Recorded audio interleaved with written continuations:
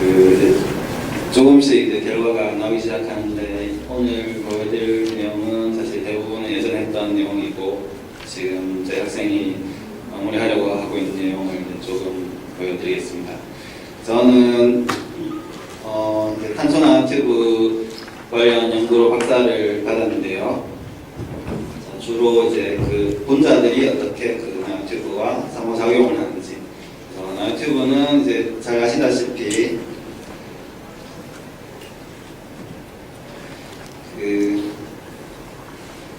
이렇게 말려있는 튜브, 그래핀이 말려있는 튜브 구조입니다. 그래서 바깥 표면이 있고 또 안 표면이 있습니다. 그리고 사실은 그 두 개가 같은 표면입니다. 같은 싱글 쉿인데 안팎이 다 있는 것입니다. 그래서 흔히 이 구조를 이야기할 때 그래핀을 튜브 형태로 말아서 만든다고 이제 하는데, 그걸 이제 어떻게 하느냐에 따라서 물성이 많이 바뀝니다. 금속이 되기도 하고 반도체가 되기도 하고, 아마 잘 아시다시피 그 직경은 1에서 2나노미터 정도 되는데 길이는 사실 얼마든지 길게 만들 수가 있습니다. 지금 논문에 나온 것은 사실 최대 18cm 정도인데, 이건 사실 퍼니스 그 핫존이 이제 얼마나 크냐에 따라서 아주 큰 퍼니스가 있으면 이제 훨씬 더 길게도 얼마든지 합성을 할 수 있는 지금 단계가 있고, 또 그 방향을 보시면 합성할 때 뭐 옆으로도 이렇게 그 표면상에서 기를 수도 있고, 아니면 이제 수직으로 이렇게 자라게 할 수도 있습니다. 이것은 이제 나노튜브가 실제로 어떻게 생겼는지 보여주는 전자현미경 사진입니다. 그래서 위로 자라거나 아니면 밑으로 자라거나, 그 평면상에서 자라거나, 여기서 뭐 랜덤하게 자라기도 하지만 저희가 그 합성할 때 넣어주는 그 가스의 플로우를 잘 조정하면은, 그러니까 라미나 플로우로 잘 넣어주면은 이런 식으로 촉매 부분에서 잘 정렬돼서 이렇게 얼라인된 형태의 나노튜브를 얻을 수가 있습니다. 그래서 이 튜브 연구는 이제 사실 이제 수십 년 동안 진행이 되어 왔는데, 그 이유는 당연히 많은 좋은 물성이 있기 때문입니다. 그래서 기계적으로도 아주 강한 물질이고, 또 반도체이기도 하고, 메탈릭 금속이기도 하고, 그래서 일렉트로닉 디바이스 같은 곳에 많이 사용되고, 또 하나는 이제 제가 최근에 관심 많이 가지고 있는 쪽인데, 얘들이 이제 그 반도체 나노튜브 같은 경우는 근접외선에서 형광을 내보냅니다. 그리고 여기 보시는 것은 이제 그 루스 와이즈만 그룹에서 지금 나노튜브가 이제 물속에서 브라운형 모션 하는 것을 이제 실시간 찍은 것인데, 그 각각 개개 나노튜브로부터 형광 신호를 얻을 수가 있습니다. 그래서 이 형광 신호가 또 주변의 분자가 이제 표면의 흡착함에 따라서 바뀌기 때문에 매우 좋은 센서가 될 수도 있습니다. 그래서 저는 이쪽도 최근에 관심 있게 보고 있고, 오늘 말씀드릴 내용은 이제 그 표면에 관한 것입니다. 튜브가 표면이 아주 이렇게 매끄럽게 탄소가 멸치 모양으로 매끄럽게 구성이 되어 있는데, 바깥쪽에 분자들이 흡착이 될 수도 있고, 그리고 안이 비었기 때문에 안쪽으로 분자가 흘러갈 수도 있습니다. 또 바깥쪽에 흡착된 분자들도 튜브의 표면에 따라서 흘러갈 수가 있습니다. 그래서 이렇게 분자들이 이동할 때 그 튜브 표면이 매우 매끄럽기 때문에 그 이동 현상이 매우 효율적으로 일어난다고 잘 알려져 있습니다. 그래서 이런 속이 비어있는 튜브 구조를 잘 보시면 자연계에도 많이 존재합니다. 예를 들면 이런 단백질 이온 채널 같은 것들, 그 세포 멤브레인에 이렇게 박혀 있어서 안팎으로 이온들이 들어가고 나가는 그런 그 직경이 뭐 수 나노미터 정도 되는 단백질 이온 채널들이 있고, 또 이런 비슷한 구조들을 우리가 이제 만들 수도 있는데, 이렇게 실리콘 웨이퍼를 아주 얇게 만든 다음에 그 얇은 부분을 이온 빔이나 이런 것들로 쬐가지고 이런 직경이 수나노 정도 되는 그 신테릭 나노포어 또한 만들 수가 있습니다.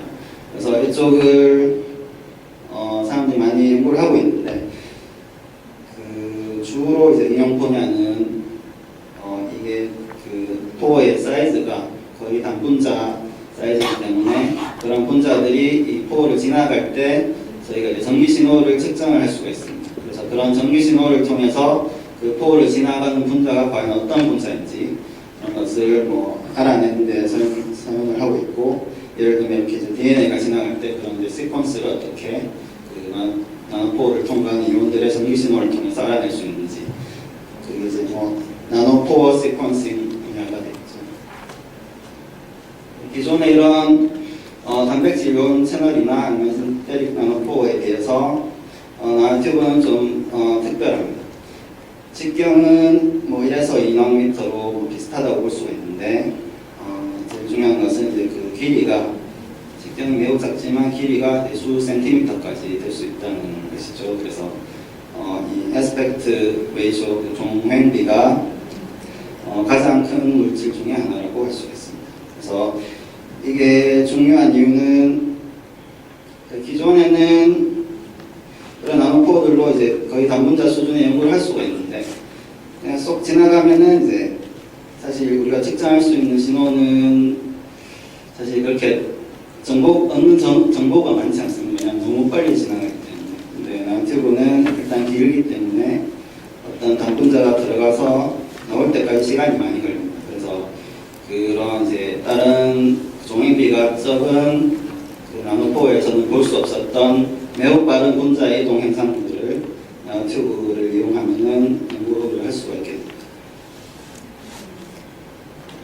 이런 싱글 채널, 싱글 뭐 프로틴 이온 채널이든지 아니면 싱글 뭐 신테릭 아연 채널이든지 이런 것들을 이제 연구를 할 수가 있는데, 예를 들면 세포에 박혀 있는 단백질 이온 채널 같으면 이렇게 이제 패치 클램핑 기법을 이용해서 유리 파이펫을 도착시키고 백큐움을 걸어주면 이렇게 실이 됩니다.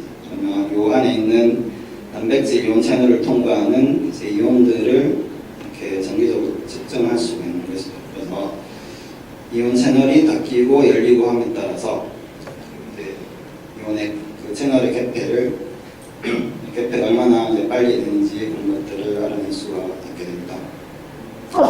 그래서 만약 이 안에 이제 채널이 하나만 있다면 우리가 얻는 신호는 돌리고 막히고 온오프 신호밖에 없는데, 만약에 이 안에 채널이 여러 개가 있다면 이렇게 이제 그 계단 형태의 그 스텝이 여러 개가 되는 신호를 얻게 되고, 만약에 세포 전체에서 아주 이온 채널이 많은 경우에 측정하게 되면 이렇게 항상들 측정이 돼서 이렇게 연속적으로 나오는 전기 신호를 얻게 됩니다. 그래서 이런 이온 채널들 같은 경우가 이제 그 세포의 정기적인 활동의 최소 단위라고 볼 수가 있는 것입니다. 그래서 우리가 이런 시스템 인공적으로 만들 때 이제 실제로 실험을 하게 되면 신호가 이렇게 됩니다. 그러니까 어떤 채널이 있고 분자든 파티클이 지나가게 되면 구멍을 막으면 이제 전류가 떨어지니까 이 전류가 얼마나 떨어지는지를 보면 분자의 그 크기를 알 수가 있습니다. 분자는 파티클의 크기를 알 수가 있고, 또 몇 번 떨어지는지를 보게 되면 이 채널을 통과하는 분자나 파티클이 몇 개인지 그 개수도 셀 수가 있습니다. 그래서 셀 수도 있고 크기도 측정할 수 있고. 그래서 나노튜브는 직경이 작아서 이제 단분자나 이온의 이동을 측정할 수가 있는데, 과연 그러면 그 시스템 어떻게 잘 릴라이블하게 만들 것인지 해서 많은 시도를 했었는데, 제가 구성한 시스템은 보시는 바와 같이 일단 나노튜브를 매우 길게 합성합니다. 수 센티미터 정도로 합성한 다음에 위에 이런 에폭시로 된 구조를 덮어서 양쪽을 플라즈마로 자르게 되면 이제 결국은 양쪽이 열려있는 나노튜브가 되고, 이 챔버에 이온 용액을 넣고 전압을 가하게 되면 이제 저희가 나노튜브 내부를 통과하는 이온들의 절도를 측정할 수가 있게 됩니다. 그래서 아까 보셨듯이 이러한 신호를 얻게 되는데, 이제 예상되는 신호고요. 나노튜브 하나면 온오프 신호 하나만 있고, 두 개가 되면 이렇게 스텝이 세 개가 되는 신호를 얻을 것으로 예상됩니다. 그리고 실제로 측정해 보았더니 소금을 NaCl을 넣고 전압을 가했을 때 이렇게 스토캐스틱하게 막히고 뚫리는 이런 전기 신호를 얻을 수가 있었습니다. 그래서 이 신호에서 히스토그램을 그려봤습니다. 봤더니 픽이 한 3개 정도 있으니까 이 신호는 2개의 탄소 나노튜브로부터 얻는 신호겠구나, 이렇게 해서 저희가 예측을 할 수가 있는 것입니다. 이 앞에 여기서는 이제 사실 열리고 닫히고 막히고 뚫리고 하는 것이 이제 거의 랜덤하게 일어났는데, 무작위하게 이 뚫리고 열리는 그 사이 시간 간격을 보시면 이제 거의 무작위입니다. 그래서 시간 간격의 그 분포를 그려보게 되면 이제 익스포넨셜하게 이렇게 떨어지는 모양을 갖게 되는데, 그래서 그게 이제 보통의 경우인데 어떤 특정 상황에서는 그게 랜덤하게 되지 않고 이런 식으로 매우 주기적으로, 그러니까 이 포어가 뚫리고 막히는 이 사이 간격이 이제 거의 일정하게 나오게 되는 것입니다. 그래서 이런 경우가 이제 그 공명 메커니즘 중에 이제 일관성 공명 현상이라고 저희가 찾은 것이고, 이게 자발적으로 발생하는 나노채널에서의 리듬이라고 할 수 있겠습니다. 그래서 주기가 있으니까 이제 퓨리어 트랜스폼 하면 이런 식으로 이제 프리퀀시를 알아낼 수가 있고, 사실은 떨어지는 요 하나하나가 이제 저희가 이온이나 분자를 세고 있는 나노포를 통해서 셀 때 이제 어떤 프리퀀시로 딱딱딱딱 이렇게 이제 특정 주기로 세게 되는 것이죠. 그래서 이런 시스템들이 왜 뭐 의미가 있느냐 이런 걸 생각해 보면 사실은 그냥 뭐 재미가 있는 것이고, 그게 좀 크고, 근데 이제 응용 분야도 우리가 생각을 해볼 수가 있습니다. 사실은 저희 이제 매우 작은 탄소 나노튜브이기 때문에 이제 실생활에 당장 쓰기는 어렵지만 얘들을 이제 멤브레인으로 크게 만들거나 하면 응용을 할 수도 있겠죠, 나중에는. 그래서 우선 이론적으로 또 연구가 되어 있고 실험적으로도 어느 정도 연구가 되어 있는데, 이렇게 매우 좁은 공간, 그 직경이 1나노미터인 이 나노 채널에서는 물이 그냥 이제 저희가 아는 물이 아니고 이렇게 결정 구조를 뭐 얼음처럼 이룬다고 이론적으로 알려져 있습니다. 그리고 이런 물의 네트워크가 매우 잘 형성되어 있는 이 나노 채널에서 이런 프로톤들이 매우 효율적으로 이렇게 옆으로 물의 네트워크를 따라서 건너갈 수가 있다고 알려져 있습니다. 그래서 이게 이제 매우 유용한 프로톤의 컨덕터가 될 수가 있고, 또 하나는 직경이 매우 작기 때문에 저희가 이것을 이제 멤브레인으로 이제 크게 만들게 되면 어떤 필터로 쓸 수가 있는 거죠. 분자가 있으면 이제 큰 분자는 걸러내고 작은 분자나 물 같은 것들만 통과시킬 수 있게. 그래서 예를 들면 해수를 담수한다든지 그 물하고 이온만 통과시키고 물만 통과시키고 그 안에 있는 그 소화된 이온 같은 것들은 다 배제시켜서 담수하는 그런 디바이스를 많은 연구자들이 실제로 연구를 진행을 하고 있는 것으로 합니다. 그리고 정기적으로 보면은 이 신호가 온오프 신호입니다. 그리고 만약에 이런 온오프 되는 신호들을 저희가 잘 조절할 수가 있다면, 그래서 대부분 0, 1 그 신호이기 때문에 이 온오프 기반의 어떤 물리회로나 그런 컴퓨팅 같은 것들을 생각해 볼 수가 있고, 또 하나는 나노포를 통해서 저희가 이제 분자나 이온들을 하나씩 셀 수가 있는데, 그 세는 과정을 전압에 따라서 모니터를 해봤더니 낮은 전압에서는 이렇게 사실 노이즈니까 하나도 못 세는 거죠. 근데 특정 전압에서는 이렇게 매우 효율적으로 셀 수가 있고, 전압을 더 높이면 다시 비효율적으로 바뀝니다. 그래서 이런 이제 일관성 공명 현상이라고 부르는 이 공명 현상이 그 분자를 탐지하는데 매우 효율적인 특성 메커니즘이 될 수 있다는 것을 알 수가 있습니다. 지금까지는 이제 나노튜브 내부로 분자나 이온이 흘러갈 때 이제 저희가 어떤 현상을 볼 수가 있고 그것들을 어떻게 쓸 수가 있는지를 말씀드렸는데, 여기서는 이제 외부로 흘러가는 이온들을 살펴보고자 합니다. 제가 구성한 시스템은 정렬이 잘 된 탄소 나노튜브입니다. 그리고 아래 위는 산소 플라즈마로 해칭해서 하이드로펠릭합니다. 그래서 여기 물방 물방울 떨어뜨리게 되면 그런 식으로 이제 잘 분리된 두 개의 물방울이 모여지게 되는데, 한쪽은 사실 소금을 넣고 소금물이고 반대쪽은 물입니다. 그래서 전압을 이 조합 레이스에 가하게 되면은 사실 분자 이동이 있다면 이제 반대쪽에서 이 소금을 볼 수 있을 것이라 생각했습니다.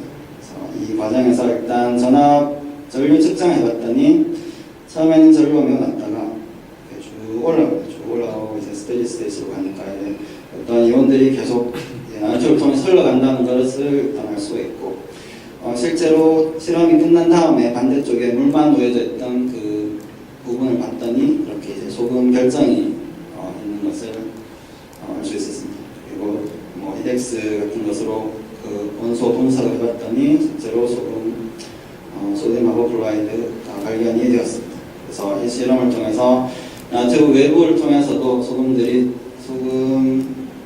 이온들이 잘 지나간다는 것을 알 수가 있었습니다. 또 하나 저희가 발견한 현상은, 이 실험을 한 다음에 이제 그 전자현미경 사진을 찍어봤더니 이렇게 정렬된 나노튜브가 색깔이 좀 그 밝기가 좀 바뀝니다. 샘상에서. 그래서 보면은 이 애들이 선들이 나노튜브, 정렬된 나노튜브인데 실험을 하고 났더니 밝은 선들이 쭉 자라게 됩니다. 나노튜브를 따라서 밝은 선들이 형성이 되고, 이 경우에 이제 저희가 아까 보여드렸던 전류 측정을 해보면 이제 어느 정도 그 전류가 나옵니다. 근데 만약에 여기를 덮게 되면, 뭔가가 지나가는 것을 막게 되면 여기 보시는 것과 같이 이 흰 줄이 여기서 멈춥니다. 그래서 얘가 이제 뭔가가 지나가다가 이제 막히게 되는 거죠. 그리고 안 덮인 부분을 보면 이제 끝까지 지나가게 됩니다. 그래서 뭔가가 이렇게 나노튜브 따라서 지나간다는 것을 실험에서 알 수가 있고, 이렇게 막았을 경우는 이제 전류 값도 많이 떨어져요. 이 부분을 확대를 해보면 사실은 여기 나노튜브인데, 나노튜브 따라서는 까만색이고 어둡게 되고, 그 주변은 이제 매우 밝게 이렇게 빛나는 것을 알 수가 있습니다. 그러면 이 밝고 어둡고 한 게 과연 무엇이냐? 그게 이제 사실 큰 질문인데요. 또 하나 발견한 현상은 선도 형성되지만 발광성이 형성되고, 또 이쪽을 보면 이제 소금 결정들이 나노튜브에 따라서 형성되는 것을 또 발견할 수가 있었습니다. 밝고 어두운 부분이 과연 무엇이냐, 그것을 저희가 많이 살펴봤었는데, 저희 학교의 박정원 교수님 논문에 따르면 이렇게 전압을 전기장에 걸어줬을 때, 요 노즐 안에 이제 이온 소금물이 들어있고 전압을 크게 걸어주게 되면 밑으로 노즐을 빠져나오는 것은 이제 케타연인 플러스 차지를 띠는 이온들만 빠져나와서, 그래서 요걸 이제 프린팅을 딱딱딱딱 방방 프린팅을 해서 이런 그림을 이제 그렸는데, 보면은 이 전압을 플러스로 했을 때하고 마이너스로 했을 때 이 밝기가 샘상에서 바뀌는 것을 알 수가 있습니다. 그래서 이 검은 부분은 플러스 전압을, 노즐에 플러스를 전압을 걸어서 그린 그림이고, 밝은 것은 노즐에 마이너스를 걸어서 그린 그림입니다. 그래서 밝은 것은 NiN이고,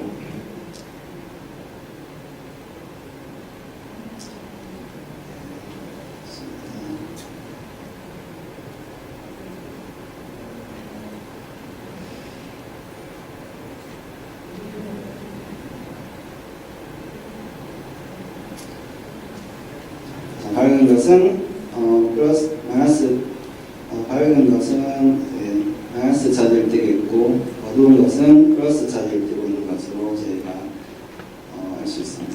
그러면 다시 돌아가서 이 데이터를 보게 되면 나노튜브를 따라서는 이제 플러스 차지는 여기서는 이제 소듐 이온이 되어 있고, 요 밝은 부분은 마이너스를 띠고 있는 클로라이드 이온이 되어 있습니다. 그래서 위에는 마이너스 밑에는 플러스를 걸어줬을 때 소듐 이온은 이 나노튜브를 따라서 이동하는 것을 알 수가 있고, 또 클로라이드 이온은 이 주변으로 이렇게 따라가는 것을 알 수가 있습니다. 사실 이 부분을 이제 계속 연구를 진행하고 있고, 지금 표면 분석을 통해서 이게 진짜 플러스 차이다, 마이너스 차이다 이런 것들을 알아내려고 하고 있는데, 워낙 이제 크기가 작다 보니까 이 요것들을 사실은 이미징을 하고 있는데 쉽게 나지가 않습니다. 근데 이제 기존의 이제 논문들과 이런 것들을 봤을 때 저희는 뭐 소듐과 클로라이드 이온이 이런 식으로 이제 이동한다는 것을 그렇게 이제 생각을 하고 있습니다. 그리고 이제 크리스탈을 보여드렸는데, 사실 재밌는 것은 이렇게 나노튜브를 따라서 형성된 크리스탈이 있으면은 라만을 제가 이제 라만 스펙트럼을 분석을 해보니까 크리스탈이 있는 부분에서는 이렇게 신호가 증폭이 됩니다. 이제 싱글 나노튜브에서 라만 스펙트럼을 얻는 것이 이제 어려울 때도 있는데, 이런 소금이 있게 되면 신호가 증폭되니까 좀 더 쉽게 분석을 할 수가 있게 됩니다. 그리고 이제 이미징을 보면, 라만 매핑을 보면 이런 식으로 소금이 있는 부분에서 이렇게 신호가 G밴드의 신호가 증폭이 된다는 것을 알 수가 있습니다. 다른 예제도 많이 볼 수가 있고, 그래서 크리스탈의 개수와 증폭되는 신호의 그 픽 개수가 일치한다는 것을 알 수가 있습니다. 그래서 뭐 제 생각은 이게 일종의 나노 렌즈식으로 작용하는 것 같은데, 좀 더 연구가 필요할 것 같고, 오늘 말씀드린 내용은 이제 나노튜브 바깥으로도 혼자 흘러갈 수 있고 안쪽으로도 흘러갈 수가 있고, 그래서 그렇게 할 때 이제 좀 흥미로운 현상들이 많이 생긴다는 것을 보여드렸습니다. 저는 이제